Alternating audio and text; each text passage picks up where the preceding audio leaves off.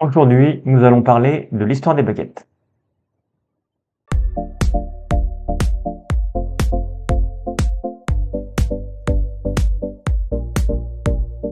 Il faut savoir que les baguettes de détection existent depuis la nuit des temps, mais que leur utilisation n'a été retranscrite dans les livres et diffusée au grand public qu'à partir du XVe siècle. L'un des tout premiers livres pour lequel on retrouve l'utilisation de ces baguettes s'appelle La physique occulte ou le traité de la baguette divinatoire. Il a été écrit en 1693 par Pierre Le Lorrain, dit l'abbé de Valmont. Le livre explique comment, à l'époque, il était courant d'utiliser les baguettes, aussi bien pour rechercher les sources d'eau souterraines, localiser des métaux dans des mines, retrouver les trésors perdus, mais également arrêter les voleurs et les dangereux criminels. Mais le mieux, c'est que je vous lise un extrait. Ce livre est assez difficile à lire au premier abord, car il a été écrit en vieux français. Avant de donner les différentes manières de se servir de la baguette divinatoire, il faut observer qu'on peut employer indifféremment toutes sortes de bois. Certains disent que le coudurier est bon pour chercher les veines d'argent, le frêne pour les mines de cuivre, le pin sauvage pour le plomb, et pour trouver l'or, il faut mettre des pointes de fer à l'extrémité de la baguette. Le sieur Royer, avocat au Parlement de Rouen, se sert de branches de laurier et même de troncs d'artichaut. Dans ce livre, il est décrit plusieurs manières de tenir les baguettes divinatoires.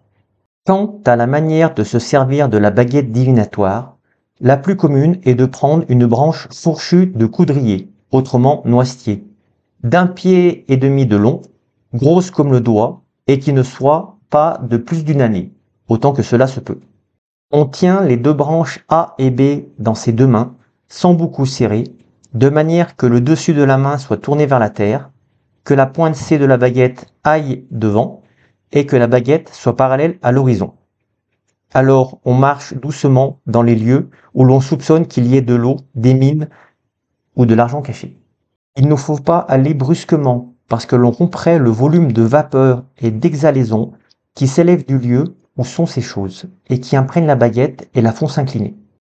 Un peu plus loin dans le livre, on trouve les explications de ces vapeurs et de ces exhalaisons. Je vous lis la suite. Il s'agirait des transpirations de vapeur et de fumée qui sortiraient à la verticale des sources d'eau et des minerais. Ce seraient les mêmes corpuscules qui transpiraient des lieux où sont cachés les trésors et des lieux où ont séjourné les criminels.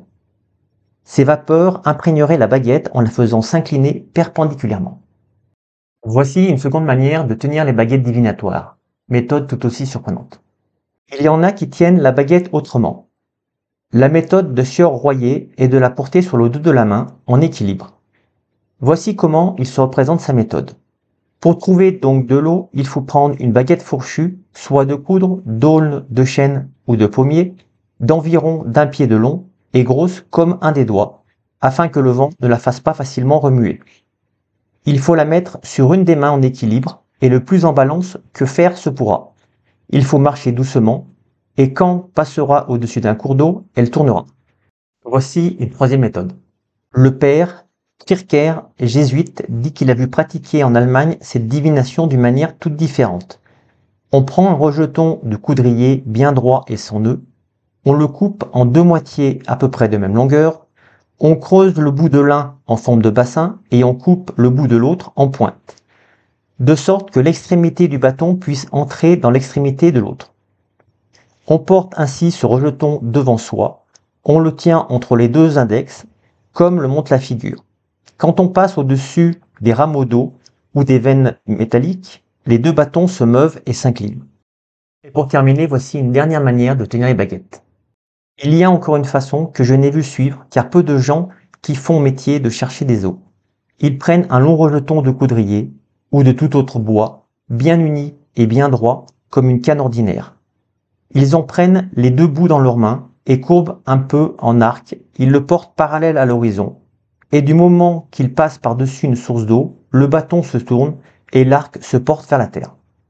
Voilà, c'est tout pour aujourd'hui.